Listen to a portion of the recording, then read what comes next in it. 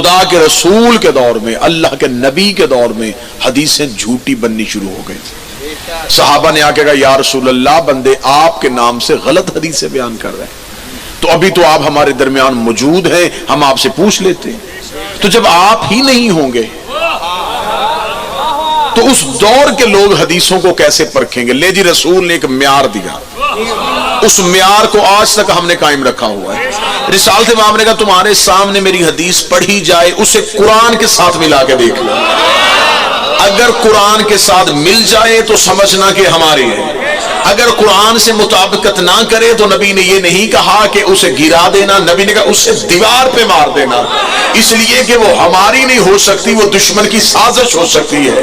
اب جو بندہ موضوع سننا چاہتا ہے، میں یہیں سے موضوع کا آغاز کرنے لگا ہوں۔ یہ معیار شیعہ مولویوں نے نہیں بنایا تھا، یہ نبی نے بنایا تھا کہ میرے بعد اگر حدیث پیش کی جائے اسے قرآن سے ملا کے دیکھنا، اگر وہ قرآن سے ملے تو میری ہے، قرآن سے نہ ملے دیوار پہ نہیں مارنا، وہ دشمن کی سازش ہو سکتی ہے، وہ نبی کی حدیث نہیں ہو سکتی۔ یہی وجہ ہے جب دربار میں زہرا گئی تو حاکم نے ایک حدیث پڑھی، بی بی نے فوراً قرآن پڑھ کے حدیث کو ملا کے دیکھا، اور بی بی نے اس حدیث کو دیوار پہ مار کے کہا نہ حدیث میری ہے، نہ منبر پہ بیٹھا ہوا وارث میرے بابے کا۔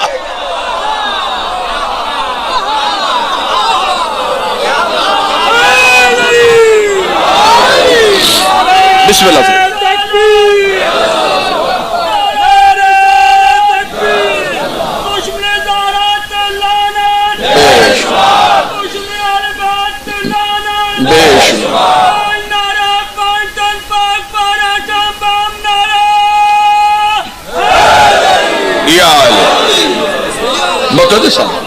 سیدان دربار میں حدیث کے بدلے میں حدیث نہیں پڑھی، حاکم نے ایک حدیث پڑھی، نبی کی بیٹی نے 40 آیتیں پڑھی۔ بی بی نے ایک ایک آیت پڑھ کے حدیث کو رد کی۔ بی بی نے کہا اگر یہ حدیث میرے بابا کی ہے تو اللہ کی آیت میں اس کا تضاد کیوں آ رہا ہے؟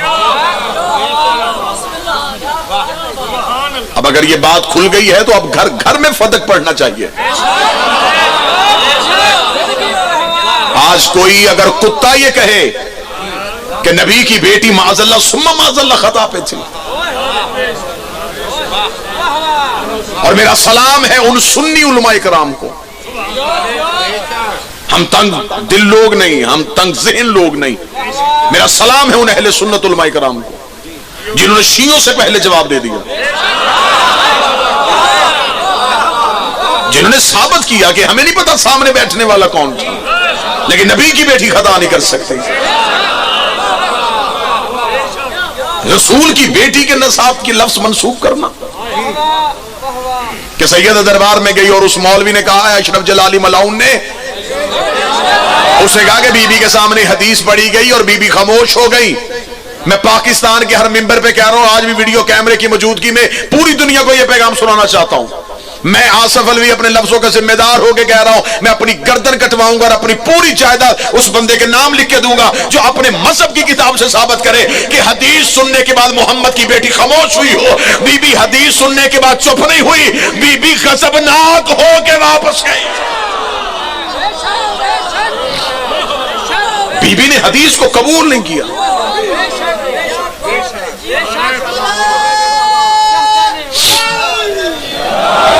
لیکن یہاں تو شاہ سے زیادہ شاہ کے وفادار بننے کی کوشش کی جا رہی ہے، کہ حاکم خود کہہ رہا ہے کہ آخری لمحے تک نبی کی بیٹی مجھ سے ناراض رہی، اور یہاں اس پہ پہرا دینے والے کہہ رہے ہیں کہ بی بی حدیث ان کے خاموش ہو گئی تھی۔ بی بی حدیث ان کے خاموش نہیں ہوئی۔ میں بالکل مقدمہ سیدہ پڑھنا چاہتا ہوں ایک نئے عنوان کے ساتھ۔ سیدہ خاموش نہیں ہوئی، سیدہ دربار میں کھڑی ہوئی، اور بی بی نے ہم جیسے نوکروں کے لیے تو مناظرے کی گنجائش چھوڑی نہیں۔ ہم تو مناظرہ تب کرتے جب نبی کی بیٹی خاموش ہو کے چلی گئی ہوتی۔ بی بی نے اپنا مناظرہ خود لڑا ہے، اور کوئی بھی گوشہ کونا خالی چھوڑا ہی نہیں۔ بی بی دربار میں آگے کھڑی ہوئی، حاکم نے کہا میرے پاس حدیث ہے، بی بی نے کہا حدیث پڑھ۔ اب جتنے سادات بیٹھے میں دعا لینے کے لیے جملہ پڑھنے لگا۔ حاکم نے حدیث پڑھی کہ ہم نے نبی سے سنا ہے کہ نبی نے کہا تھا کہ ہم گروہ انبیاء نہ وارث بنتے ہیں نہ وارث بناتے ہیں۔ ادھر حاکم نے حدیث پڑھی، کیا کہنے نبی کی بیٹی کیسی بہترین جنگ لڑ کے گئی میری آقا زادی. بیوی نے فوراً وہیں کھڑے ہوئے اس کی حدیث کا رد کیا. بیوی نے کہا تو کہتا ہے کہ تجھے میرے بابا نے حدیث سنائی تھی کہ ہم نہ وارث بنتے ہیں نہ بناتے ہیں.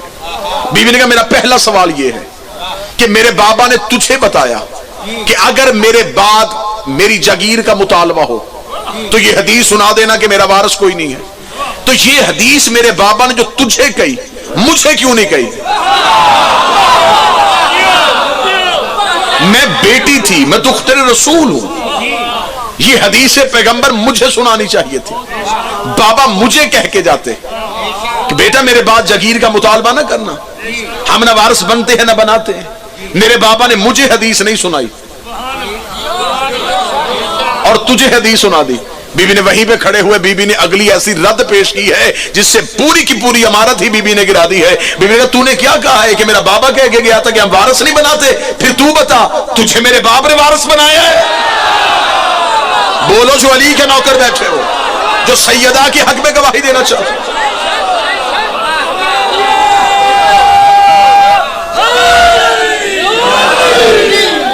حضرت سی چیز ہی کیا دو جہاں کی ملکان ہے. حضرت سی چیز ہی کیا دو جہاں کی ملکان ہے. حریص لوگوں کو بس بے نقاب کرنا تھا اور جو دے رہے تھے حوالہ حدیث کا پڑھ کر انہیں حسبونا کو لاجواب کرنا. متوجہ صاحبان ہے. سیدہ نے کہا کہ تو کہہ رہا ہے کہ میرا باپ نے کہا تھا کہ ہم وارث نہیں بناتے، تو پھر تجھے میرے باپ کا وارث کس نے بنایا؟ اگر میرے باپ نے وارث نہیں بنایا تھا تو پھر تو میرے باپ کے ممبر پہ کیوں بیٹھ گیا؟ حاکم نے حدیث پڑھی. بی بی نے کہا اگر تو نے حدیث سنائی ہے تو میں تجھے قرآن سناؤں. بی بی نے پہلی آیت پڑھی، حاکم کے چہرے پہ موت کا پسینہ. بی بی نے دوسری آیت پڑھی، حاکم کے چہرے پہ زردی. بی بی نے تیسری آیت پڑھی. 40 آیتیں جب نبی کی بیٹی نے دربار میں پڑھ دی تو حاکم کے بدن میں کپ کپی طاری ہوئی. اس نے کہا حسین کی ماں میں حدیث پڑھ رہا ہوں تو جواب میں آیت کیوں پڑھ رہی ہے؟ اگر جواب دینا ہے تو حدیث میں دے. بی بی نے کہا تو نے کہا تھا میرے بابا سے، جب میرے بابا نے کہا تھا کہ آج تجھے حدیث لکھ دوں تو یہ کہہ کے آیا تھا کہ قرآن کافی ہے. آج میں قرآن سنا رہی ہوں، برداشت کیوں نہیں ہو رہا؟ تب تو نے کہا تھا کہ حدیث نہیں چاہیے.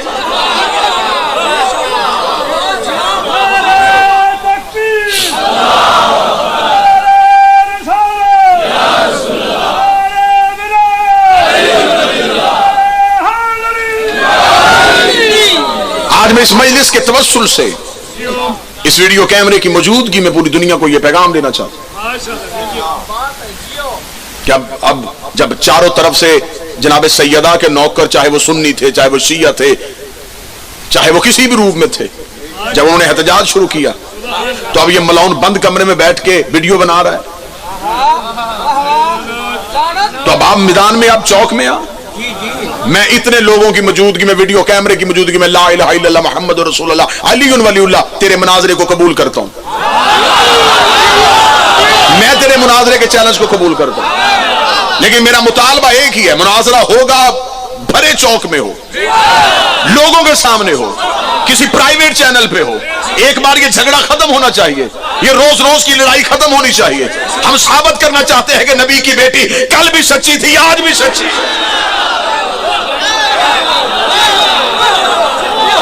ہم احادیث کے ڈھیر لگائیں گے. تو کہہ رہا ہے کہ میں کم تک کے مولویوں کو چیلنج کرتا ہوں. وہ تو شیعہ مذہب کے کسی بڑے مولوی کو نہ بلا، میری قوم کے چھوٹے سے ماتوی کو بلا.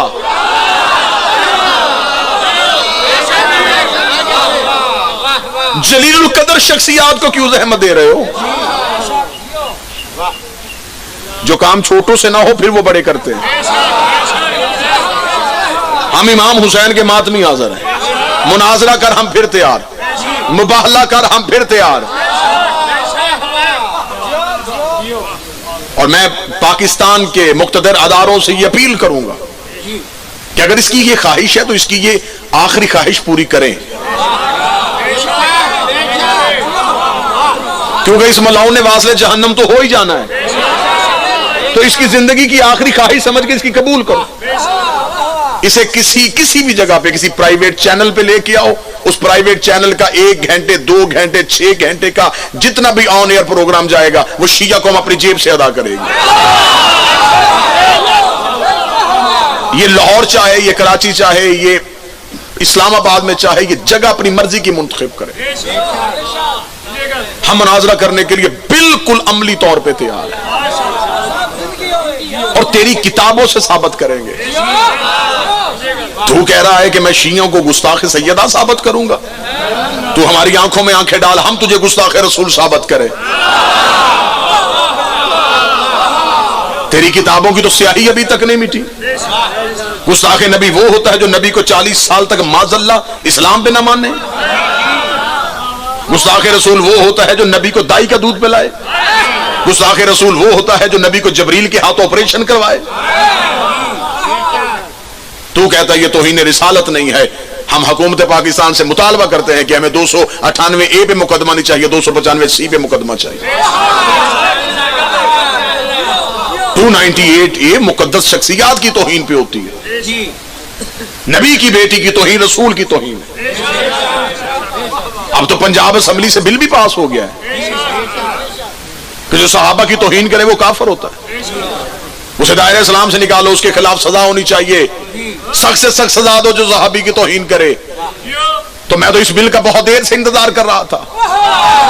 اگر یہ پاس ہو ہی گیا تو ہم اس بل کو تمہاری طرف پلٹائیں گے. تم نے کہا ہے جو صحابی کی توہین کرے اسے سخت سے سخت سزا ہونی چاہیے. اگر صحابہ کی توہین پہ سزا ہوتی ہے تو پھر سر پہ قرآن رکھ کے بتاؤ تم علی کو صحابی مانتے ہو کہ نہیں مانتے؟ اگر علی کو صحابی مانتے ہو پہلے اس بندے کو سزا دو جو ممبروں پہ بیٹھ کے علی کو گالیاں دلواتا رہا, پہلے اسے سزا دو.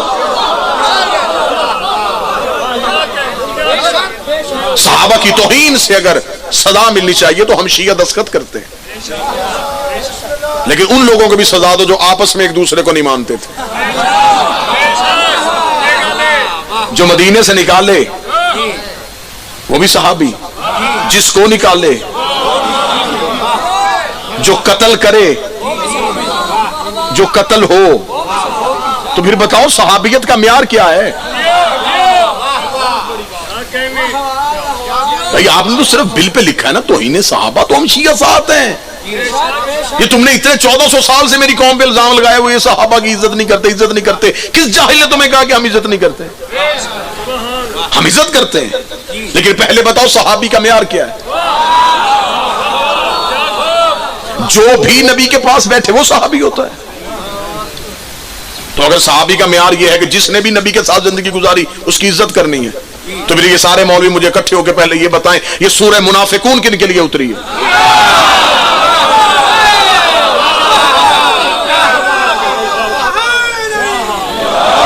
یہ سورہ منافقون کافروں کے لیے نہیں ہے, ان کے لیے علیحدہ سورت ہے کافرون. یہ منافقون کن کے لیے ہے؟ اس کا مطلب منافق اسلام میں مسلمانوں میں بیٹھے ہوئے لوگ. اور سورہ منافقون 2010 کے بعد والے لوگوں کے لیے نہیں ہے, یہ نبی کے دور میں اتری ہے. میرا حبیب, یہ جو لوگ تیرے پاس سے اٹھ کے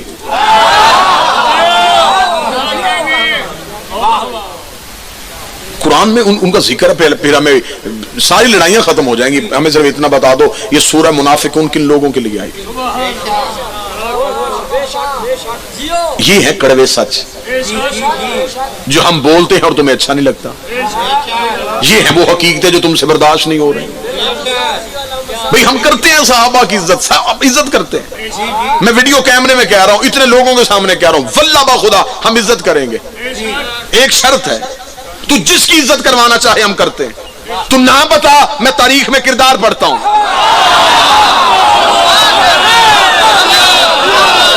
عزت کے قابل ہوا عزت کریں گے.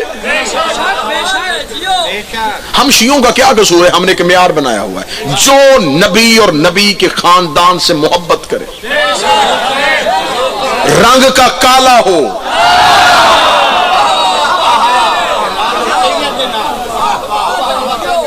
ہم اس کے پاؤں کے جوتی کے تلوے کے ساتھ لگے ہوئے ذرے کو بھی اپنے سر کا تاج سمجھیں. صحابی کی توہین کرنے والا صرف کافر نہیں، دائرہ اسلام سے خارج ہے، مرتد ہے، جہنم کا آخری ایندھن ہے۔ لیکن معیار صحابیت کیا ہے؟ سورہ منافقون کن کے لیے اتری ہے؟ یہ جو مسجد نبی نے گروائی تھی صحابہ کو بھیج کے، وہ کن نے بنائی تھی؟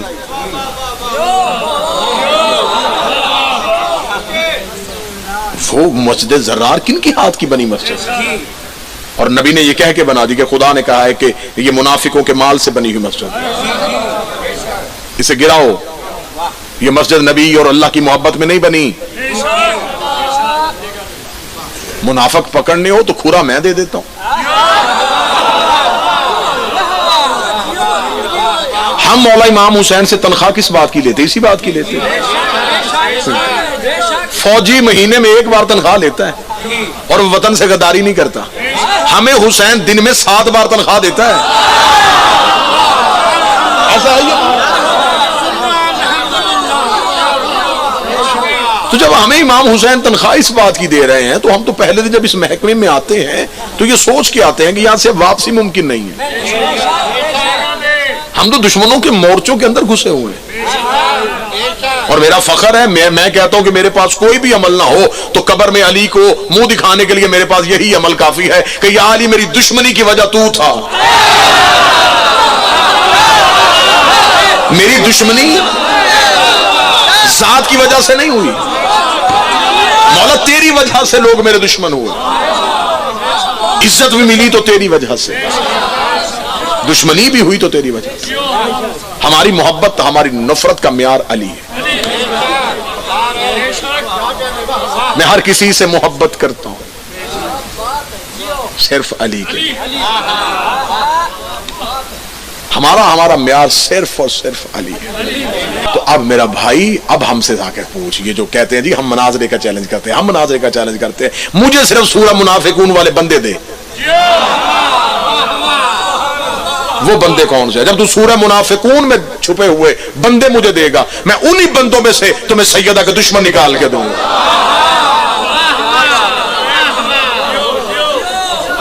اے ملعون، اے گستاخ، اے حرامی ابن حرامی، تو نے یہ کہا کہ معاذ اللہ سیدہ کے لیے وہ جملہ میں دہرانا بھی نہیں چاہتا۔ اگر تو سیدہ کے بارے میں یہ جملہ کہے گا تو پھر بات صرف سیدہ تک نہیں رکے گی، بی بی نے اپنے مقدمے میں گواہ بھی دیے تھے۔ اگر تو کہے گا کہ بی بی کا معاذ اللہ مقدمہ خطا پہ تھا تو پھر جو مقدمے کے گواہ تھے وہ کدھر گئے؟ اگر مقدمہ خطا پہ تھا تو پھر معاذ اللہ گواہ بھی خطا پہ ہوئے، اگر گواہ خطا پہ ہوئے تو ان میں پھر ایک نام علی بھی ہے، اگر معاذ اللہ علی خطا پہ تھے پھر تو نے علی کو چوتھا خلیفہ کیوں بنایا ہے؟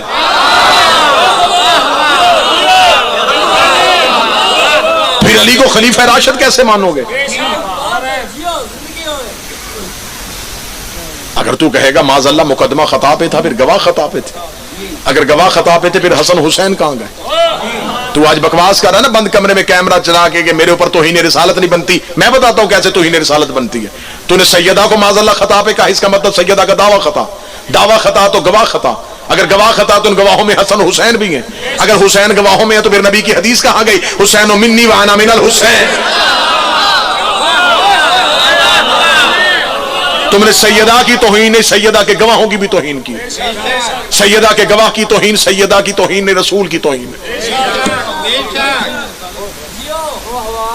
ڈوب کے مر جا جن پہ نماز پہ درود پڑتا ہے۔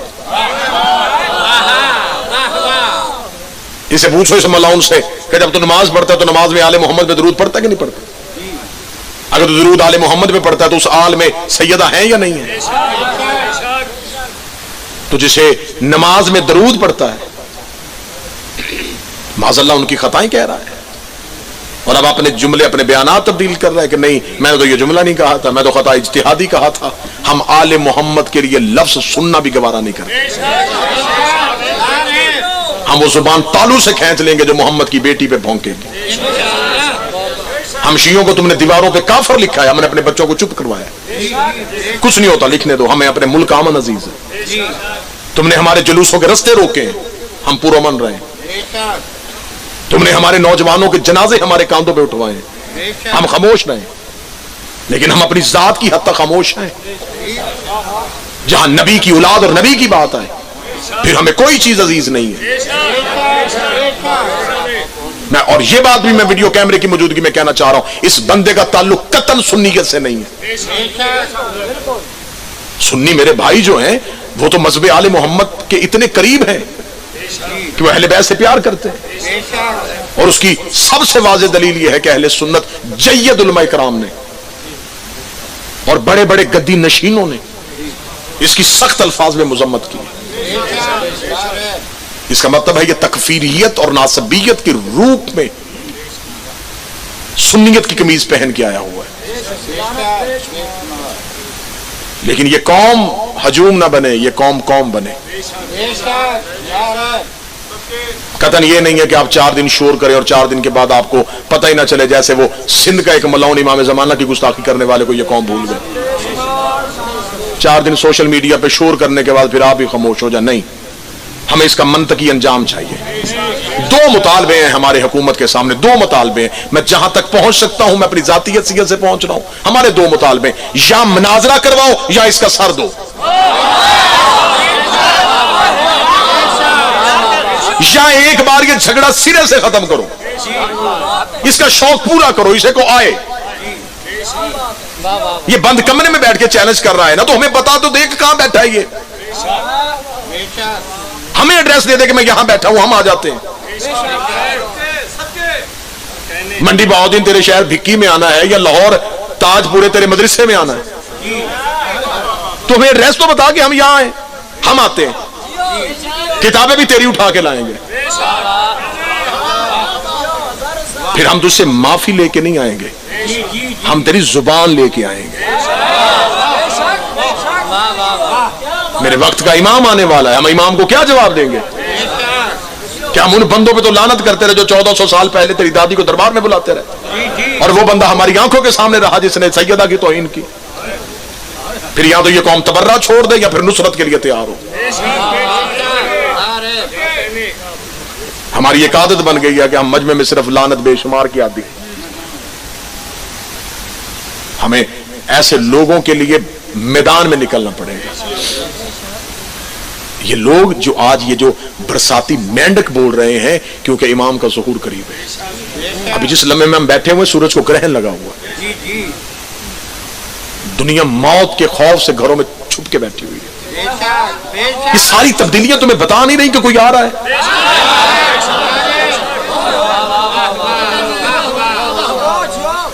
مریضوں کو کہاں لے کے جاتے ہیں؟ ہاسپٹلوں میں. ڈاکٹر منتیں کر رہے ہیں کہ نہ لے کے آؤ. لوگوں نے جنازے چھوڑ دیے، مصافہ چھوڑ دیے. یہاں تک ظلم ہو گیا ہے کہ روضہ رسول کی جالیوں پہ سپرے کیا جا رہا ہے. کعبے کا طواف رک گیا ہے، حرم حسین کے دروازے بند ہو گئے.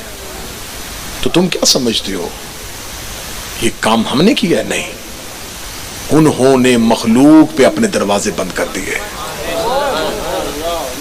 جاؤ اب ہم سے بہتر کہیں کوئی پناہ گاہ ملتی ہے تو ڈھونڈ کے دکھا. یہ وہ وقت تھا جب ہم نے اپنا مذہب منوانا تھا، یہ وہ وقت تھا جب ہم نے اپنا عقیدہ منوانا تھا. یا مصلی پہ خاک شفا رکھنا چھوڑ دو یا پھر خاک شفا پہ یقین کرنا شروع کر دو. میرے امام کا فرمان ہے کہ خاک شفا موت کے علاوہ ہر چیز کا علاج. یا تو گھر میں عباس کا علم لگایا نہ کرو یا پھر اس پہ یقین رکھو. اگر یعقوب کو یوسف کے کرتے سے آنکھیں مل سکتی ہیں تو تمہیں علم کے پھریرے سے شفا نہیں مل سکتی. کیا سوچ کے تم گھروں میں بیٹھ گئے دبک کے؟ موت سے کون بچاتا ہے؟ یہ وقت تھا جب یہ دیکھ کتنا عقیدے کی ایک خطرہ آیا تو عقیدے کھل کے سامنے نہیں آ گئے. مسجدوں کو تالے، صفیں کھینچ لی گئی، دروازے بند کر دیے گئے، امام بارگاہ بند کر دیے گئے. یہ ہے عقیدہ، بس اتنا عقیدہ تھا. ایک جھٹکا آیا ہے، صرف ایک جھٹکا. اور مخلوق اللہ سے بھی پیچھے ہو گئی, مولا سے بھی پیچھے ہو گئی. یہ وقت تھا جب ہم نے اپنا عقیدہ منوانا ہے. اپنے عقیدوں کو پختہ کرو, یقین کرو کہ ظہور بالکل قریب ہے. کسی بھی وقت تمہارے کان میں صدا آ جائے گی کہ تمہیں مہندی بلا رہا. سبحان اللہ, سبحان اللہ.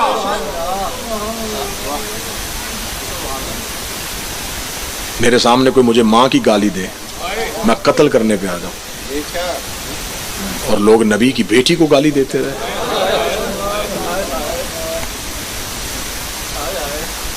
ہمارا مطالبہ ہے, ہم پرامن قوم ہیں, ہم نے اپنے نوجوانوں کو بہت مجبور سے روکا ہوا ہے. ہم اس گھر کے معاملے میں مرنے مارنے پہ آ جاتے ہیں. اس نے توہین پہ توہین کی, ہم سے برداشت نہیں ہو رہی. یہاں حکومت مناظرے کا بندوبست کرے. اگر حکومت مناظرے کا بندوبست نہیں کر سکتی تو اس ملاؤن کو جلد از جلد سزائے موت دی جائے. گستاخ زہرا کی اس دنیا میں رہنے کی گنجائش نہیں ہے. ڈوب کے مر جاؤ بغیر تو تمہارے اندر کی نفرت ابھی بھی ختم نہیں ہوئی. 4 گھنٹے تم نے دربار میں کھڑا کیے رکھا محمد کی بیٹی.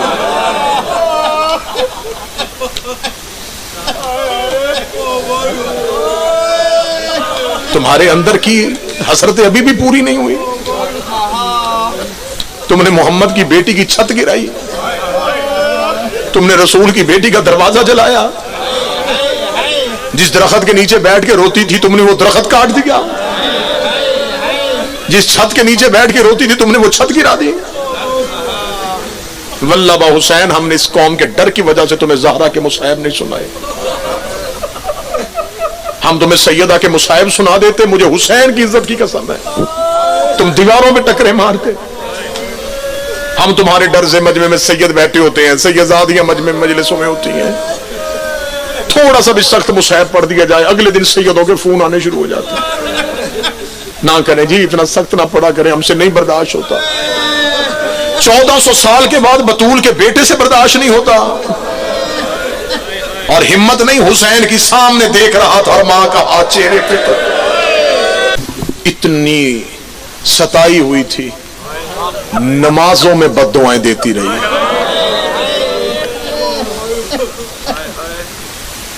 رحمت للعالمین کی بیٹی تھی, نمازوں میں بد دعائیں دی ہیں رسول کی بیٹی. ہر گھر میں بیٹی ہے, ہر گھر میں بہن ہے. اس سے بڑا جملہ میرے پاس مصائب کا نہیں ہے. میں یہ جملہ پڑھ کے بھی ممبر چھوڑ دوں نا تو تمہیں رات تک رونا چاہیے اس جملے پہ. اس سے بڑا جملہ میرے پاس کوئی نہیں. اتنا ستایا تھا انہوں نے محمد کی بیٹی کو. تہجد کی نماز میں کہتی تھی, میرے اللہ مجھے موت طاری کر دے, میرے اللہ میں مرنا چاہتی ہوں.